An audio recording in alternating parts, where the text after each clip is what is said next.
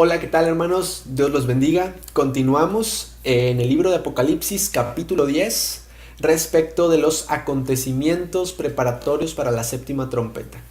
Si recordamos el video pasado nos quedamos en la sexta trompeta. Entonces, así como lo vimos que entre el sexto sello y la primera y el séptimo sello hubo dos visiones intermedias. Entre la sexta trompeta y la séptima trompeta también hay una serie de aclaraciones que Juan hace antes de llegar de lleno a la séptima trompeta. Y una de ellas es el ángel y el librito el rollo de sellos. Entonces dice, vi descender del cielo. Recordemos, capítulo 10. Vi descender del cielo a otro ángel fuerte, envuelto en una nube, con el arco iris sobre su cabeza, y su rostro era como el sol, y sus pies como columnas de fuego. Tenía en su mano un librito abierto, y puso su pie derecho sobre el mar y el izquierdo sobre la tierra. Y clamó a gran voz, como ruge un león, y como hubo clamado, 7 truenos emitieron sus voces. Ok, aquí hay una aclaración. Hay varios símbolos que pueden evocar a nuestra mente la imagen de Cristo. Por ejemplo, el arco iris alrededor de él, que venga en las nubes, los pies como columnas de fuego, el que tenga un libro sellado en sus manos. Sin embargo, debe reconocerse que Cristo no es mencionado como ángel en el Nuevo Testamento. En el Antiguo Testamento hacía apariciones en la manera del ángel de Jehová. Cristofanías, apariciones de Cristo en el Antiguo Testamento, se manifestaba como el ángel de Jehová. Pero ni en Apocalipsis ni en ninguna otra parte del Nuevo Testamento, una vez que Cristo se encarna, no vuelve a aparecer como ángel, ni mencionado. Aparece como con un cuerpo glorificado, aparece como rey, como victorioso, como cordero, pero no como ángel, de manera que la identidad de este ángel no es la de Cristo. Este ángel es un ángel. Cuando dice otro ángel, se refiere a otro ángel similar a los ángeles del capítulo anterior. Es un ángel fuerte, tiene que ser de característica fuerte, igual que en otro video se mencionó el ángel fuerte que clamó a gran voz, ¿quién es digno de abrir el libro y de desatar los sellos? Y que se oyó el estruendo de esa voz en todas las esferas de la creación, en el cielo, en la tierra, en el mar y debajo de la tierra. Este ángel es de la misma categoría, fuerte y con autoridad. Y este ángel tiene en su mano un librito abierto, un rollo abierto, dice el manuscrito. Ahora bien, el contenido de este rollo es desconocido. No, a diferencia del libro con los 7 sellos, donde ya mencionó Juan y hablamos de eso, del contenido de cada uno de los sellos, este libro abierto es un enigma. No menciona Juan el contenido del libro. Y ahorita vamos a examinar qué pasó. Sucede que el hecho de que tenga un pie sobre el mar y un pie sobre la tierra es un acto simbólico de la completa autoridad y extensión del poder de este ángel. Entonces, esa autoridad sobre toda la tierra y el mar. Y se clamó a gran voz como ruge un león, y cuando hubo clamado, 7 truenos emitieron sus voces. Muy seguramente estos 7 truenos fueron la voz de Dios, o muy seguramente. Cuando dice los 7 truenos hubieron emitido sus voces, yo iba a escribir, pero oí una voz del cielo que me decía, sella las cosas que los 7 truenos han dicho y no las escribas. Muy probablemente la voz de los 7 truenos era Dios emitiendo una palabra. El acto espontáneo de Juan al ver esa revelación, al escuchar esa voz, era escribir el contenido de lo que estaba escuchando, como el resto de las visiones y el resto de los mensajes. Sin embargo, escuchó una voz. La identidad de la voz la desconocemos. Quizás fue el ángel que traía el rollo, quizás fue otro de los ángeles, quizás fue Dios mismo, pero se le ordenó a Juan no escribir lo que escuchó. Entonces, de aquí tenemos que reconocer que hay cosas, que Dios nos revela muchas cosas y nos muestra muchas cosas maravillosas, pero hay cosas que le pertenecen solo a Dios y hay cosas que Él va a mostrar a su debido tiempo o que tiene reservadas para Él. De manera que esa parte de la visión de Juan no quedó registrada. Dice, y fue por orden divina.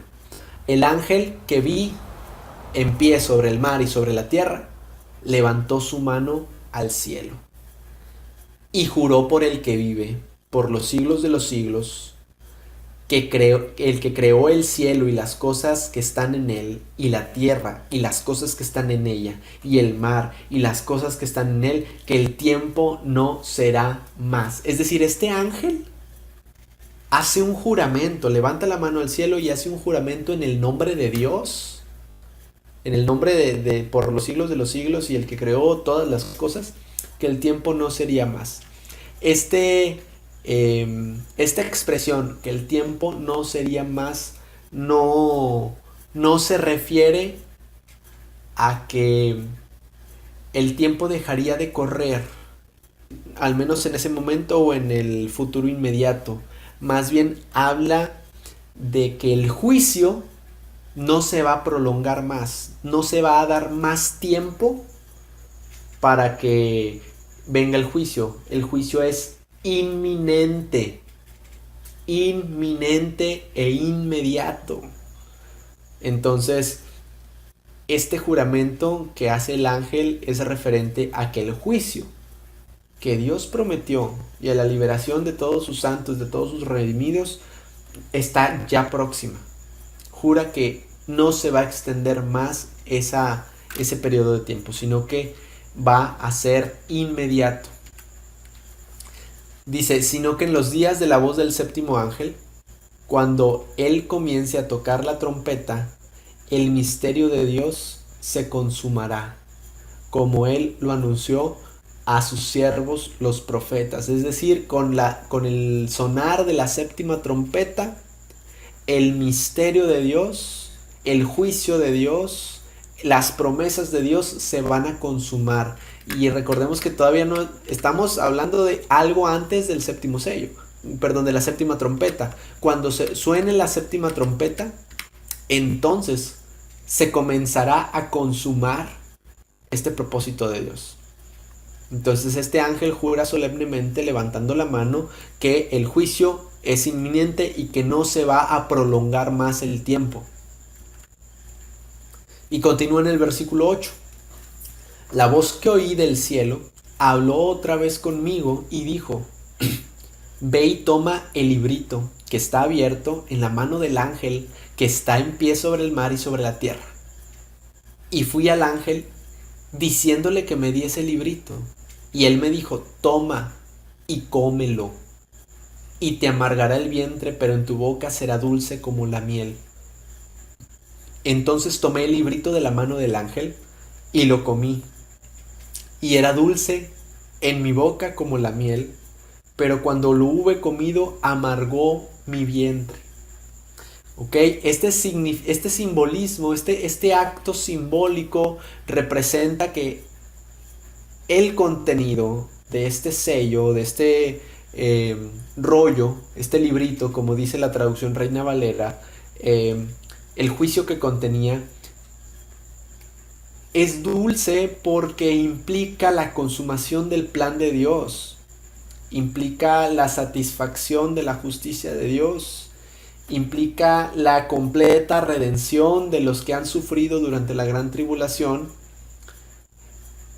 Pero es amarga el vientre por la clase de condena, de sufrimiento que va a experimentar la raza humana y el anticristo y todos ellos durante ese proceso. Va a ser un juicio terrible, temible, doloroso, amargo. Entonces ese es el motivo del símbolo detrás del acto. ¿Ok? Ahora bien, dice, y él me dijo, es necesario que profetices otra vez sobre muchos pueblos, naciones, lenguas y reyes.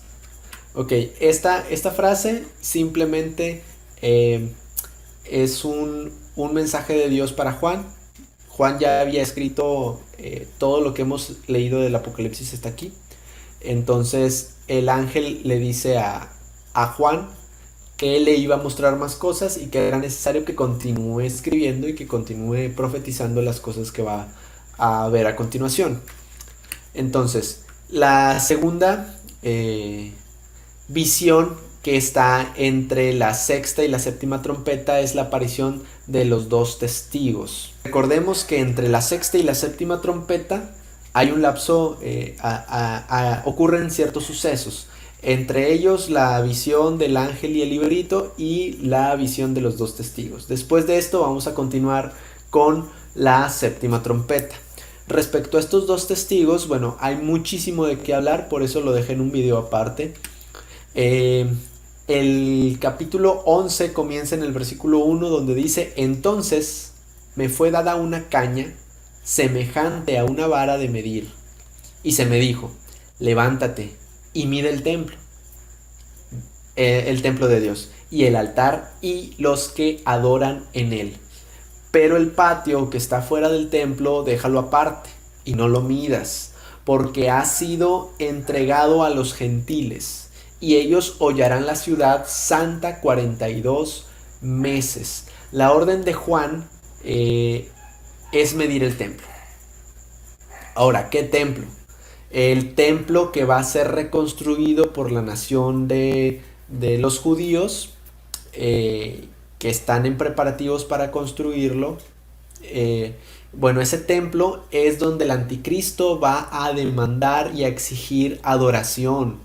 Entonces, todavía no estamos hablando del templo celestial o del templo de la Nueva Jerusalén o de un templo incluso más futuro. No. Estamos hablando del templo terrenal de los tiempos futuros.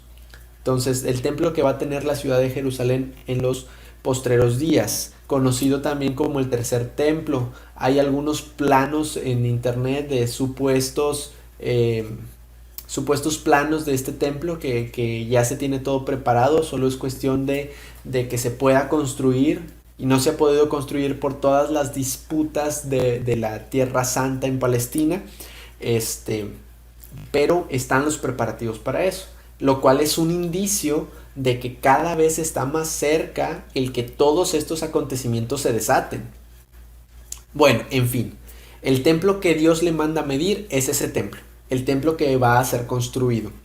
Y dice que no mida el patio porque será entregado a los gentiles. Habla precisamente de un dominio o de una... de un dominio de parte de los gentiles, no solamente sobre el templo, sino sobre toda la ciudad de Jerusalén y sobre la región de Palestina. El enemigo, el anticristo, va a dominar ese lugar y va a conquistar ese sitio de manera que va a estar bajo su poder. Y dice, y ellos hollarán la ciudad santa 42 meses. Es decir, este dominio que el anticristo va a tener sobre la ciudad santa, es decir, sobre Jerusalén.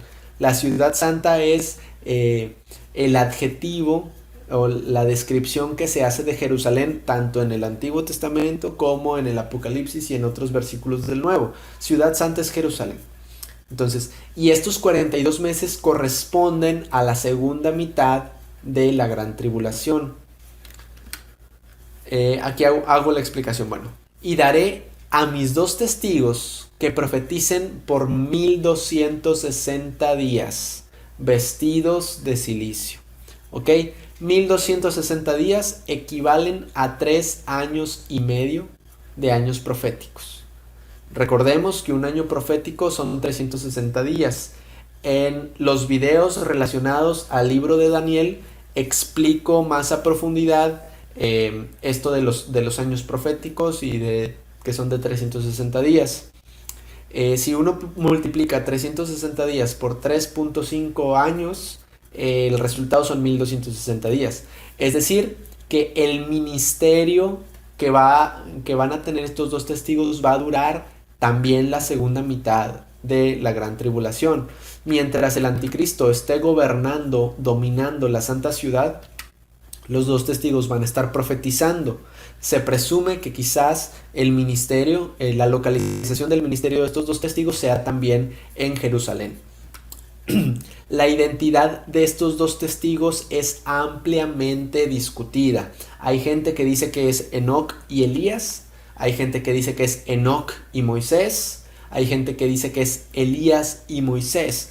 La identidad de estos dos testigos es más un problema teológico que hermenéutico, ya que el texto no pretende descubrir sus identidades.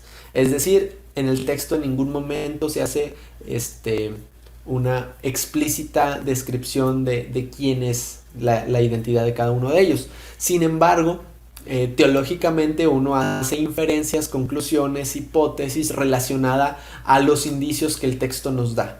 Entonces, más bien es un problema teológico que hermenéutico. Pero vamos a ir descubriendo y les voy a compartir la postura que tengo. Sin embargo, este aspecto nunca debe de ser dogmático. Por más argumentos que uno tenga, por más argumentos que yo tenga, de decir es que es Elías y es Moisés, por esto y por lo otro, no debe de ser un asunto dogmático, porque como no es explícita la escritura, no hay una certeza al respecto, ni tampoco alguien que crea que es Enoc y Elías o Enoc y Moisés, tampoco debería de ser un asunto dogmático, que se deba dogmatizar. ¿Ok? Los que afirman que Enoc es uno de los testigos se basan en Hebreos 9:27, que dice: y de la manera que está establecido para los hombres que mueran una sola vez. Afirman ellos que Enoc, al no haber muerto, al haber sido traspuesto por Dios, llevado por Dios, él tiene que regresar y aquí va a morir porque los dos testigos mueren. Entonces, los que afirman que es Enoc también afirman que Elías es el otro testigo, porque Elías también fue arrebatado en carros de fuego y ninguno de los dos experimentó muerte. Entonces ellos van a regresar como testigos de Dios y aquí van a experimentar la muerte. Sin embargo, el texto de Hebreos es más bien genérico, los hombres en general, porque va a haber una gran cantidad de personas, de hombres y de mujeres, que no vamos a experimentar la muerte. Muchos vamos a ser raptados durante el arrebatamiento de la iglesia, y me incluyo creyendo que el rapto está cerca, que viene Cristo por nosotros en cualquier momento. Entonces, va a haber mucha gente que no va a experimentar muerte respecto al arrebatamiento de la iglesia. Así que no es obligatorio que Enoc tenga que morir. Quizás él fue arrebatado como lo fue Elías, y no experimente muerte como muchos de los cristianos que van a experimentar el arrebatamiento. Esta postura no tiene en cuenta el rapto de la iglesia. En Malaquías, los versículos que aparecen ahí afirma que Elías vendrá antes de que venga el día de Jehová. Considérese que Juan el Bautista negó serlo. Juan el Bautista niega ser Elías. Y el día de Jehová, el día de la venganza de Jehová, es un evento escatológico que comienza con el derramamiento de su ira, de manera que no es sorprendente creer que Elías es el que viene como testigo antes de la venida de Cristo corporal, en gloria, judicial, aquí a la tierra. Se señala a Moisés y a Elías apareciendo juntos en el monte de la transfiguración, compartiendo un tiempo con el maestro. Uno de los argumentos que apoya el hecho de que Moisés y Elías sean los dos testigos es que el cuerpo de Moisés nunca fue sepultado en forma normal. Dios enterró a Moisés y ninguno conoce el lugar de su sepultura hasta hoy. Y sabemos que el enemigo, el diablo, ha estado buscando el cuerpo de Moisés. Nunca se va a dejar de ser especulativo. Es decir, a pesar de que estos argumentos parezcan muy buenos, y a mi parecer lo son, y a lo largo de la explicación vamos a encontrar algunos otros paralelismos entre Elías y Moisés con los dos testigos, nunca va a dejar de ser un asunto especulativo. Así que debemos de tener cuidado en no dogmatizar al respecto. Estos dos testigos, dice el versículo 4, son los dos olivos y los dos candeleros que están de pie delante del Dios de la tierra. Y se hace esta comparación con estos dos símbolos, con olivos y con candeleros. ¿Qué significan los olivos? En los días de Zacarías, los olivos eran una referencia a Zorobabel y a Josué. Ahí está el texto. Rey y sacerdote respectivamente. En la historia de la restauración de Jerusalén, en la época de Zacarías, Zorobabel y Josué están encargados de la reconstrucción de Jerusalén. Y el olivo, bueno, aquí tiene una imagen preciosa en los tiempos de Zacarías, que el olivo tiene la virtud de verter aceite. Y esta unción se relaciona con el acompañamiento del Espíritu Santo para Zorobabel y para Josué a la hora de restaurar la santa ciudad en los tiempos angustiosos. De manera que el olivo se relaciona con la unción del Espíritu Santo, y en aquel entonces la unción del Espíritu Santo respaldando el ministerio de Zorobabel y el ministerio de Josué para restaurar la santa ciudad de Jerusalén. Entonces esto es un símbolo, el que se relacione a estos dos testigos con estos dos olivos implica que el Espíritu Santo también va a estar respaldando el ministerio de estos dos testigos a la hora de publicar la palabra de nuestro Señor. Entonces, y la intención precisamente es restaurar Jerusalén. En cuestión de los candelabros, dice que los días de Zacarías, al igual que el ministerio de Zorobabel y Josué, fueron luz. En una época en la que Israel estaba destruido, no había palabra. Recordemos que Esdras es el que comienza a leer la palabra delante del pueblo, y Josué es el sacerdote y Zorobabel es el rey, y ellos, sus ministerios lograron ser luz para el pueblo de Israel. Entonces, al igual que el ministerio de los dos testigos, proveerá luz espiritual en medio de las tinieblas satánicas que van a caracterizar aquel tiempo de la gran tribulación. Esa predicación y ese testimonio de estos dos testigos va a ser la luz en medio de una época de oscuridad demoníaca. Ok, continuando en el versículo 5, dice: si alguno quiere dañarlos, sale fuego de la boca de ellos y devora a sus enemigos. Y si alguno quiere hacerles daño, debe morir él de la misma manera. Ok.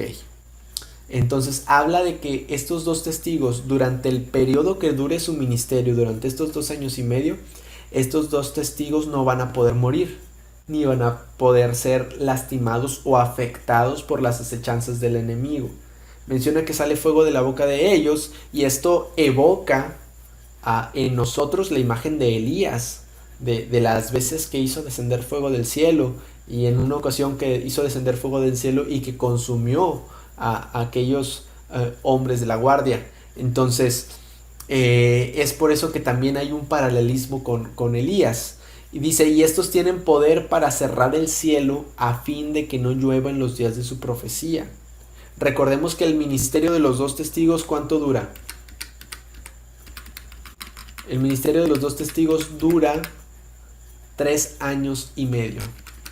Y si nosotros vamos al texto de si nosotros vamos al texto de Reyes, nos vamos a dar cuenta que Elías ora para que no llueva durante 3 años y medio. Se cierra el cielo durante 3 años y medio. Habla de que tienen poder sobre las aguas para convertirlas en sangre. Esto evoca en nosotros el milagro que hizo Moisés de convertir las aguas en sangre, y para herir la tierra con toda plaga, también con las plagas que Dios mandó a través de Moisés al pueblo de Egipto. Entonces, todos estos paralelismos sugieren un parecido con Elías y con Moisés. Es la razón por la que se opta por ellos como la identidad de los dos testigos. Sin embargo, hago énfasis nuevamente, no hay que ser dogmáticos en este respecto. Cuando hayan acabado su testimonio, la bestia que sube del abismo hará guerra contra ellos y los vencerá y los matará. Y sus cadáveres estarán en la plaza de la grande ciudad, que en sentido espiritual se le llama Sodoma y Egipto, donde también nuestro Señor fue crucificado. ¿Ok? Esto implica que, a pesar de que durante el periodo de los 3 años y medio que va a durar su ministerio, ellos no van a poder morir ni ser afectados por el anticristo, al concluir su ministerio, al concluir estos 3 años y medio, el anticristo los vencerá y los va a matar, y va a exhibir sus cuerpos en una plaza pública y no va a permitir que los entierren. Van a ser humillados sus cuerpos en la plaza de la ciudad grande, que es, en sentido espiritual, se le llama Sodoma y Egipto. Está hablando de la ciudad de Jerusalén. Recordemos, el ministerio de estos dos testigos radica en la ciudad de Jerusalén, que es también donde Juan midió el templo, que es también donde el anticristo tiene dominio durante 42 meses. Entonces, estamos ubicados en Jerusalén. Y aquí se le llama Jerusalén Sodoma y Egipto, en sentido espiritual. Sodoma habla de la clase de perversidades y de desviaciones que la humanidad, los habitantes de Jerusalén habían llegado. Y Egipto por la idolatría y la cantidad de idolatría que se había gestado en los tiempos del anticristo. Recordemos que el anticristo pide adoración para sí mismo, pide adoración para él mismo. Entonces, la idolatría en un sentido espiritual es terrible. Menciona el texto que de todos los pueblos, tribus, lenguas y naciones verán sus cadáveres por 3 días y medio y no permitirán que sean sepultados. Y los moradores de la tierra se regocijarán sobre ellos y se alegrarán y se enviarán regalos unos a otros, porque estos dos profetas habían atormentado a los moradores de la tierra. Ojo con esto, es muy impresionante que cuando el enemigo los mata, hace fiesta, la gente se regocija, se alegra, hace fiesta y hasta se envían regalos como si fueran Navidad, festejando la muerte de estos dos testigos.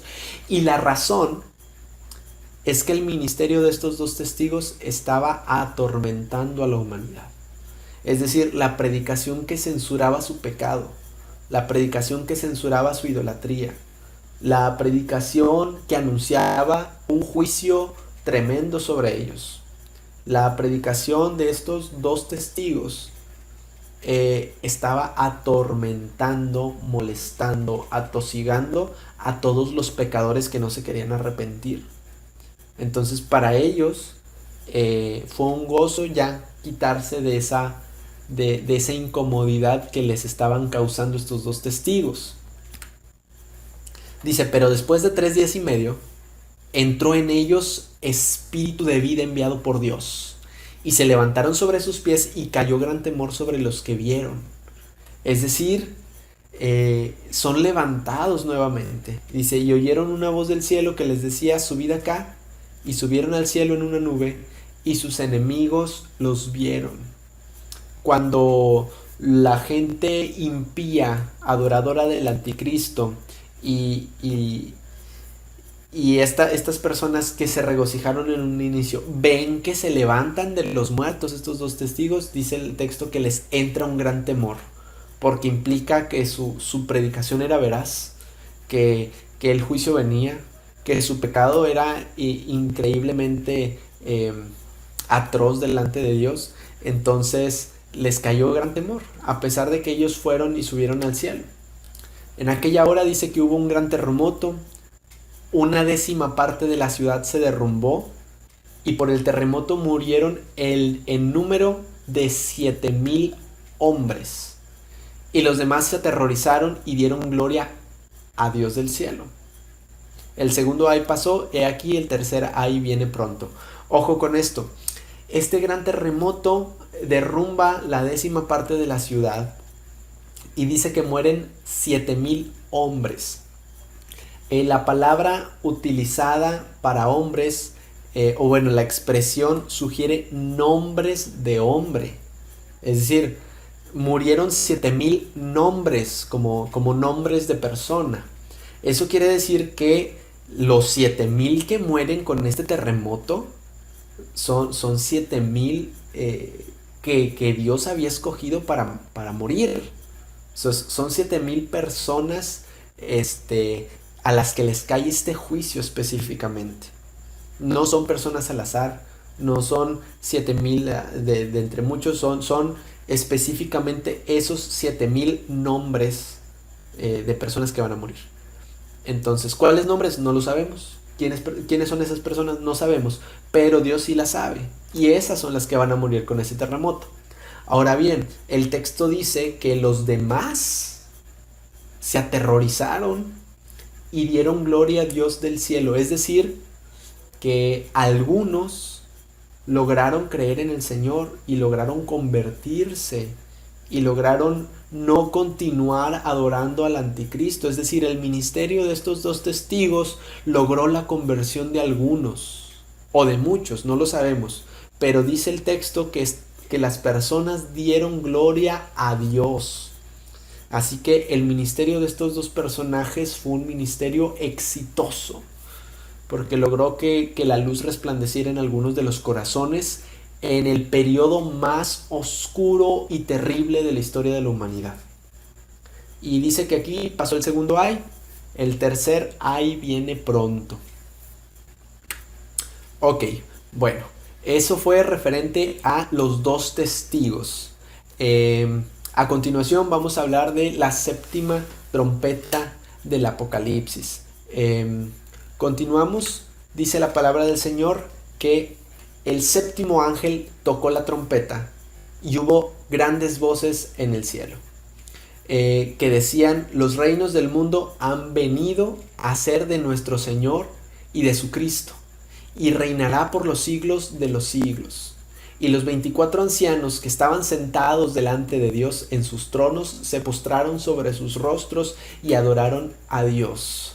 Es decir, habla de el reinado inminente del Señor. Y ante este reinado inminente del Señor, todos los 24 ancianos se postran delante de sus rostros, diciendo: te damos gracias, Señor y Dios Todopoderoso, el que eres y que eras y que has de venir, porque has tomado tu gran poder y has reinado.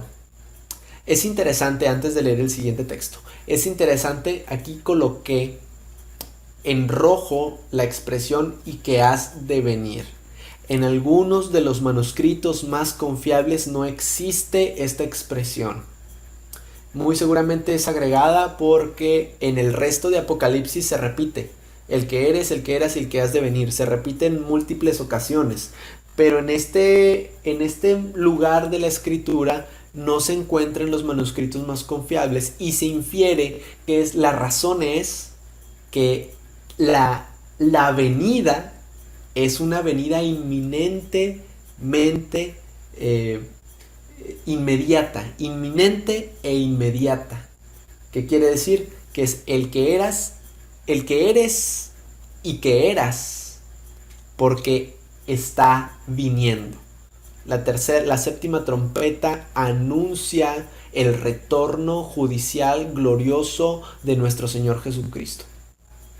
Y continúa el versículo 18 y dice: y se airaron las naciones, y tu ira ha venido, y el tiempo de juzgar a los muertos y de dar el galardón a tus siervos los profetas. a los santos y a los que temen tu nombre, a los pequeños y a los grandes, y de destruir a los que destruyen la tierra. Aquí habla de distintas acciones que van a sobrevenir con esta venida del Señor. Una de ellas es que va a juzgar a los muertos y va a dar galardón a sus siervos. Vamos a hablar más adelante de que va a ocurrir una resurrección tanto de injustos como de justos, y va a destruir a los que destruyen la tierra. ¿Qué implica esto? Va a destruir a lo que son el anticristo, el falso profeta, el dragón, porque ellos son los que han degenerado a la raza humana. Dice, y se airaron las naciones y tu ira ha venido. Esto es interesante porque las naciones se